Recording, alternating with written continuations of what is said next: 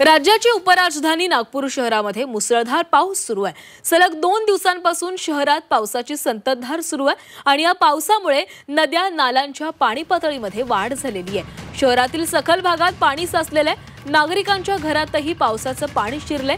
दरम्यान आजही नागपुरात पावसाचा येलो अलर्ट देण्यात आला आहे। आपण नागरिकांच्या घरांमधली दृश्य पाहतोय। गुडघ्यापर्यंत हे पाणी साचलेलं आहे आणि याच पाण्यामधून नागरिकांना राहावं लागतंय। अनेक गोष्टींचं वस्तूंचं देखील नुकसान झालेलं आहे। अनेक नागरिक आपल्या घरांमध्ये अडकून आहेत।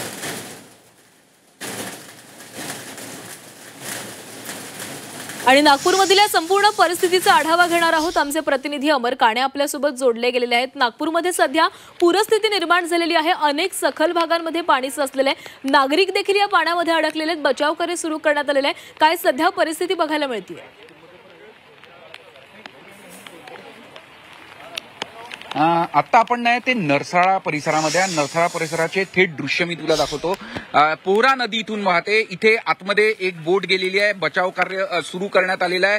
काही घरांमध्ये लोक सुद्धा अडकलेले दिसत आहेत। तिथे आपण बघू शकतो पहिल्या माळ्यावर काही लोक वरती अडकलेले दिसत आहेत। तिकडे बोट सुद्धा गेलेली आहे। तिथे त्यांना सुखरूप बाहेर काढण्याकरता 6 ते 7 लोकांना बाहेर सुद्धा काढण्यात आलं। पोहरा नदी ही पूर्णपणे दुथडी भरून वाहत आहे। ही संपूर्ण परिस्थिती हुडकेश्वर, पिंपळा, बेसा या संपूर्ण परिसरामध्ये पूरसदृश्य ही संपूर्ण परिस्थिती आहे। अनेक लोक अडकल्याची तक्रार येत आहे। काही सोसायट्यांमध्ये 3 ते 4 फूट पाणी घुसल्याच्या तक्रारी आहे। केवळ नागपूर शहर आणि नागपूरच्या वेशीवर असलेल्या परिसरात नाही तर नागपूर जिल्ह्यात सुद्धा सगळ्या नद्या ज्या आहेत त्या दुथडी भरून वाहताना दिसत आहे। अनेक रस्ते सुद्धा बंद झालेले दिसत आहे। आता इथे नरसाळा परिसरामध्ये जे बचाव कार्य सुरू आहे त्याबाबत जाणून घेऊया। इथले नगरसेवक आपल्यासोबत किती लोक अडकलेले आणि किती बोटी गेलेल्या आतमध्ये? सध्याच्या परिस्थितीमध्ये त्या भागामध्ये 6 लोक अडकलेले आहे। 3 लोकांना आम्ही काढलेला आहे। बाकीच्या लोकांना आणण्याकरता पुन्हा बोट गेलेली आहे आणि त्यांना पण आम्ही काढणार आहोत।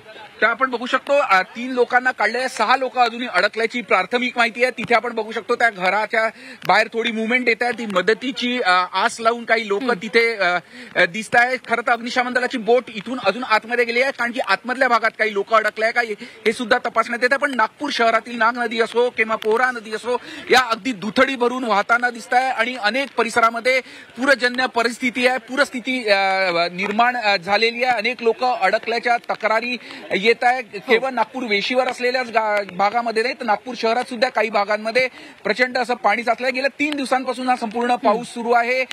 शाळांना, महाविद्यालयांना सुट्टी जाहीर करण्यात आली आहे पण पावसाने अक्षरशः हाहाकार माजवलेला आहे नागपुरात। अमर, केवळ नरसाळा भागामध्येच नाही तर अनेक भागांमध्ये हे पाणी साचलेले आणि नागरिक अडकलेले आहेत। नेमकं किती मिलीमीटर पावसाची नोंद झाली या संदर्भात काही माहिती आहे का? आणि आणखी काही बचाव पथकं त्या ठिकाणी दाखल झालेली आहेत का नागरिकांना सुटका करण्यासाठी? आपण बघू शकतो खरं तर बचाव कार्य आता नरसाळा परिसरात आहे पण ग्रामीणमध्ये सुद्धा मोठ्या प्रमाणात पाऊस झालेला आहे। अनेक नद्या दुथडी भरून वाहतात। अनेक रस्ते बंद आहे। भिवापूरला असो, तिकडे सावनेर, पाटण सावंगी या परिसरात असो किंवा अनेक भागांमधून असे येत आहे। काही ठिकाणी बचाव कार्य आपण इथले जे बघतोय हे थेट दृश्य बघतोय बचाव कार्य सुरू असल्याचे। पण काही ठिकाणी तक्रारी आल्या। यापूर्वी आम्ही बेसा परिसरामध्ये, पिंपळा परिसरामध्ये गेलो होतो। तिथे काही फ्लॅट स्कीम मध्ये अगदी 4-4 फुटापर्यंत पाणी साचलंय आणि सगळ्यात महत्वाचं म्हणजे अजूनही पाऊस सुरू आहे। त्यामुळे जसा पोहरा नदी म्हणजे नागपूर शहरातलं सगळं पाणी जमा होऊन ते पोहरा नदीद्वारे बाहेर जात असतं। त्यामुळे ते पोहरा नदीचं जे पात्र आहे एरवी अगदी नाल्यासारखं स्वरूप असलेल्या या सगळ्या नाग नदी किंवा पोहरा नदी त्या अगदी दुथडी भरून वाहणाऱ्या नद्या अक्षरशः समुद्रासारखं संपूर्ण चित्र आपण बघू शकतो। ती बोटीचे थेट दृश्य आहे। काही लोकांना बचाव कार्य करून घेऊन येतानाचे अग्निशमन दलाचे जवान या बोटीतून दिसत आहे। आता ही त्या इमारतीच्या मागे गेलेली दिसते ती बोट आणि आपण परत एकदा ते थेट दृश्य बघू शकतो।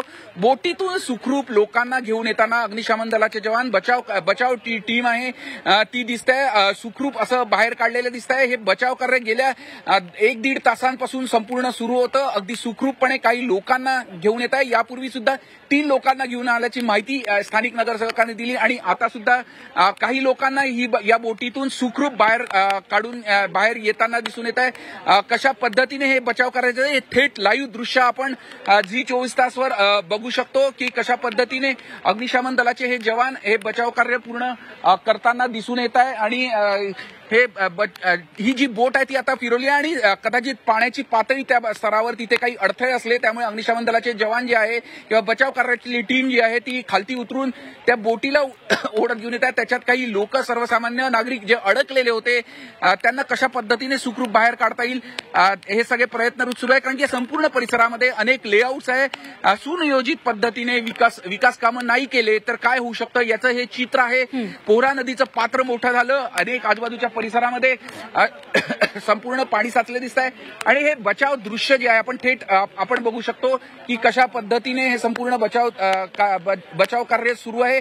ती बोट तिथे अडकलेली दिसून येत आहे आणि तिथे अग्निशमन दलाचे जवान तिला कशा पद्धतीने बाहेर काढता येऊ शकेल त्याच्यासाठी संपूर्ण प्रयत्नरत असल्याचं दिसून येत आहे. पण अजूनही ती बोट तिथे अडकलेली दिसून येत आहे आणि आपण ते थेट दृश्य बघू शकतो कशा पद्धतीने हे बचाव कार्य सुरू आहे आणि त्यामुळे हे संपूर्ण दृश्य आपण बचाव कार्याचं हे संपूर्ण आपण बघू शकतो की ती अग्निशमन दलाचे जवान खालती उतरले आहे आणि बोटीतून कशा पद्धतीने ती बोट ओढता आणता येईल. कारण की तिथे एक कंपाऊंड वॉल आहे, संरक्षक भिंत आहे या लेआउटची, त्याचा अडथळा येत असावा त्यामुळे दोरीने ते खेचून ती संपूर्ण बोट इकडे आणण्यात येत आहे आणि संपूर्ण बचाव कार्य सुरू असल्याचे हे थेट दृश्य नक्कीच समोर लक्ष जाईल तिथपर्यंत हे पाणीच पाणी दिसतंय. पाण्याची पातळी देखील वाढलेली आहे त्यामुळे या बचाव कार्यामध्ये काही अडचणी येत आहेत.